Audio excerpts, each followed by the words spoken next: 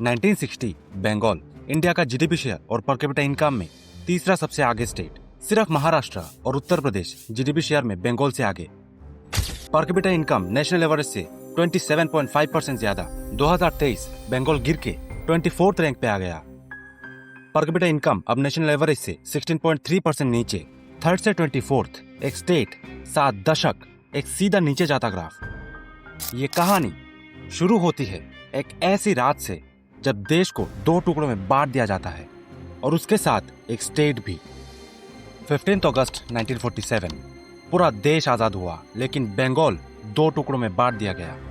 Waste Bengal India, East Bengal Pakistan, बाद में जो बांग्लादेश बन गया। पार्टीशन से पहले बंगाल दुनिया का आधा जूट अकेला प्रोड्यूस करता था, लेकिन जूट उगने वाली जमीन का 81% ईस्ट पाकिस्तान में चला गया। जूट की मिल्स वेस्ट बंगाल में रह गई। एक इंडस्ट्री 2 टुकड़ों में काट दी गई। 1951 में बंगाल में 95 रजिस्टर्ड जूट मिल्स थी। 1991 तक सिर्फ 59 बची। 35 लाख रिफ्यूजीज सिर्फ वेस्ट बंगाल में सेटल हुए। 1951 सेंसस कोलकाता की 27% पॉपुलेशन ईस्ट बंगाल से आए रिफ्यूजीज थी। एक शहर, एक चौथाई पॉपुलेशन रातों रात रिफ्यूजीज। ये लोग सब कुछ छोड़ के आए, घर, जमीन, पहचान, और कोलकाता की सड़कों पे नए सिरे से जिंदगी शुरू की। लेकिन पार्टीशन अकेला पूरे बंगाल की डिक्लाइन की कहानी नहीं है। ये एक शुरुआत थी एक कॉम्प्लेक्स डिक्लाइन की, जिसमें पॉलिसी, पॉलिटिक्स और इकोनॉमिक्स सब शामिल थे। बंगाल को संभलने का पहला मौका मिला, लेकिन कुछ दशक में डिक्लाइन और तेज हो गया और उसके पीछे एक और कहानी है। 1960s तक बंगाल बॉम्बे से पीछे रहना शुरू हो गया था। 1964 तक बॉम्बे की फैक्ट्रीज में 13,50,000 से भी ज्यादा लोग काम करते थे। बंगाल में सिर्फ 8,87,000। 1977 लेफ्ट फ्रंट ज्योति बासु के नेतृत्व में सत्ता में आया। 34 साल तक बिना रुके इंडिया की हिस्ट्री में किसी भी डेमोक्रेटिकली इलेक्टेड कम्युनिस्ट गवर्नमेंट का सबसे लंबा शासन। शुरुआत में उम्मीद थी, लैंड रिफॉर्म्स हुए, ऑपरेशन बरगा, ग्रेन प्रोडक्शन 5.81% से बढ़ी, लेकिन फिर नंबर्स गिरने लगे। 1990 से 1995 तक ग्रोथ सिर्फ 2.13% रह गया। 1977-78 में वेस्ट बंगाल एम्प्लॉयमेंट और वैल्यू एडिशन में इंडिया में नंबर 2 पे था। 1987-88 तक बंगाल गिर के 4 हो गया एम्प्लॉयमेंट में और नंबर 5 वैल्यू एडिशन में। और जूट इंडस्ट्री, जिसका डिक्लाइन पहले से शुरू हो चुका था, 1970s के एंड में लेफ्ट गवर्नमेंट के आने के साथ और तेजी से गिरा। Trade union politics, strikes, lockouts, man loom ratio 1947 में 3.12 था। 1979 तक गिर के 2.52 हो गया। वर्कफोर्स में 40,000 लोगों की कमी दिखाई पड़ी। एकेडमिक रिसर्च कहता है सिर्फ सीपीएम को ब्लेम करना बहुत सिंपलिस्टिक है। बंगाल पहले से बॉम्बे से पीछे जा रहा था, लेकिन यह भी सच है कि poor war culture, political interference और गवर्नमेंट्स की फेलियर ने ऑलरेडी एक कमजोर इंडस्ट्री को और कमजोर कर दिया था। दोनों सच है। पार्टीशन ने नींव हिला दी और सीपीएम ने उस नींव को और कमजोर कर दिया। और फिर 2006 में एक मौका आया, एक बड़ा मौका, जिसके बारे में हर बंगाली आज भी बात करता है। एक फैक्ट्री का नाम था नैनो। मई 2006 लेफ्ट फ्रंट गवर्नमेंट ने डिसाइड किया 997 एकड़ जमीन एक्वायर करनी है सिंगूर में, जहां टाटा मोटर्स का नैनो कार फैक्ट्री, दुनिया की सबसे सस्ती कार, 1500 करोड़ रुपए की इन्वेस्टमेंट। ये सिर्फ फैक्ट्री नहीं थी, ये बंगाल के इंडस्ट्रियल रिवाइवल का सपना था। लेकिन जून 2006 में ही प्रोटेस्ट शुरू हो गए सिंगूर बीडीओ ऑफिस के बाहर। अक्टूबर 2006 में ममता बनर्जी ने 24 घंटे का बंद बुलाया जमीन के फोर्सेबल एक्विजिशन के अगेंस्ट। दिसंबर 2006 बनर्जी ने 25 दिन की इंडेफिनिट हंगर स्ट्राइक शुरू की कोलकाता के एस्प्लेनेड में। यह स्ट्राइक तब खत्म हुई जब खुद एपीजे अब्दुल कलाम और प्राइम मिनिस्टर मनमोहन सिंह ने लेटर लिखे। 2 साल तक टेंशन बढ़ती रही। 3 अक्टूबर 2008 रतन टाटा चीफ मिनिस्टर से एक मीटिंग के बाद अपना फाइनल डिसीजन अनाउंस करते हैं। रतन टाटा ने डायरेक्टली ममता बनर्जी और उनके सपोर्टर्स को ब्लेम किया पुल आउट डिसीजन के लिए। We unfortunately got embroiled in a political battle between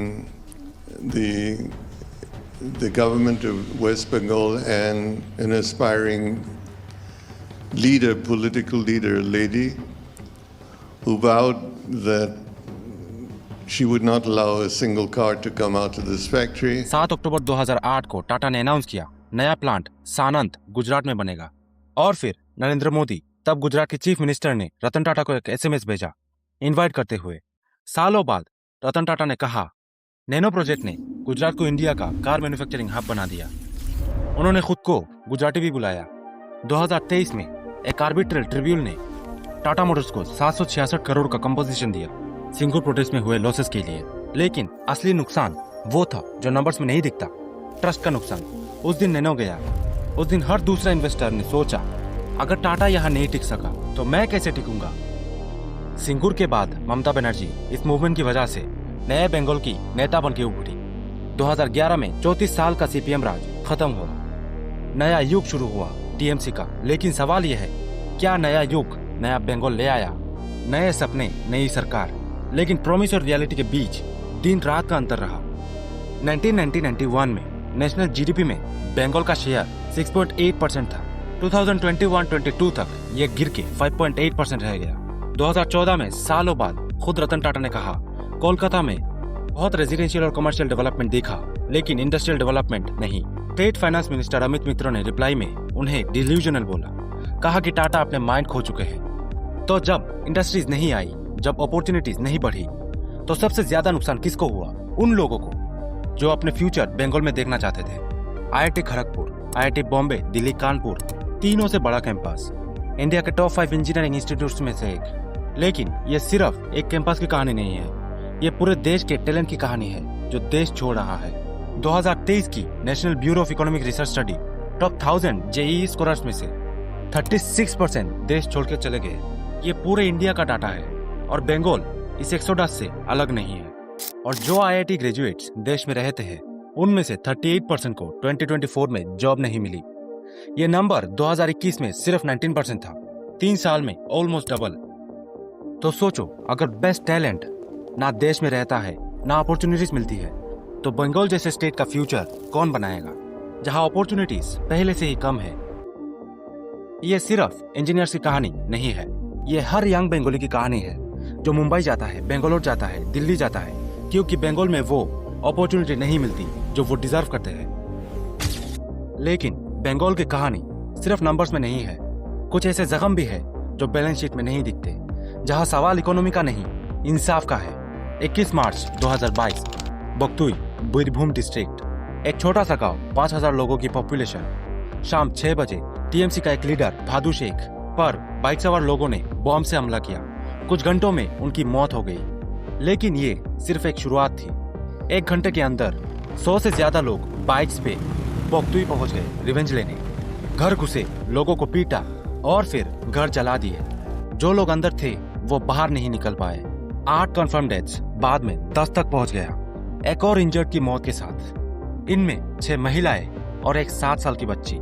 police घटना के तुरंत बाद गांव में मौजूद थी, लेकिन जब गुंडे आए उन्होंने कुछ नहीं किया, और जो उसके बाद हुआ वो उतना ही परेशान करने वाला था। पहले 2 दिन तक कोई मेजर अरेस्ट नहीं हुआ। टीएमसी के स्टेट लीडर कुणाल घोष ने इसे ऑपोजिशन की साजिश बताया। तभी विक्टिम्स के परिवार वाले खुद सीएम से मिले और उन्होंने अनरुल हुसैन का नाम लिया, टीएमसी का ब्लॉक लेवल प्रेसिडेंट। सीबीआई ने केस अपने हाथ में लिया, लेकिन सालों बाद पब्लिक रिकॉर्ड्स में ये बात क्लियर नहीं है कि एक्यूज का क्या हुआ, क्या उन्हें सजा मिली, क्या केस आगे बढ़ा। एक गांव जल गया, 10 लोग मर गए और इंसाफ कहीं गुम गया। बगतुई एक अकेला इंसिडेंट नहीं था। 2 साल बाद एक और घटना ने बंगाल को हिला दिया, इस बार एक हॉस्पिटल के अंदर। 9 अगस्त 2024, आरजीकर मेडिकल कॉलेज कोलकाता। एक 31 इयर्स का ट्रेनी डॉक्टर अपने ही हॉस्पिटल में मर्डर का शिकार हुई।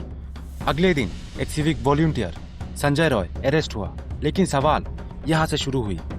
13 अगस्त को कलकत्ता हाईकोर्ट ने खुद कहा, कोलकाता पुलिस की इन्वेस्टिगेशन कॉन्फिडेंस इंस्पायर्ड नहीं करती। केस सीबीआई को ट्रांसफर किया गया।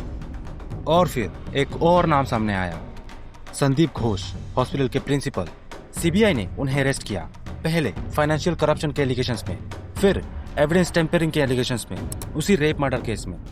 उनके रेजिग्नेशन के तुरंत बाद उन्हें दूसरे मेडिकल गवर्नमेंट कॉलेज का प्रिंसिपल बना दिया गया। कलकत्ता हाईकोर्ट ने खुद इस डिसीजन को क्रिटिसाइज किया, और यह सिर्फ संदीप घोष तक सीमित नहीं था।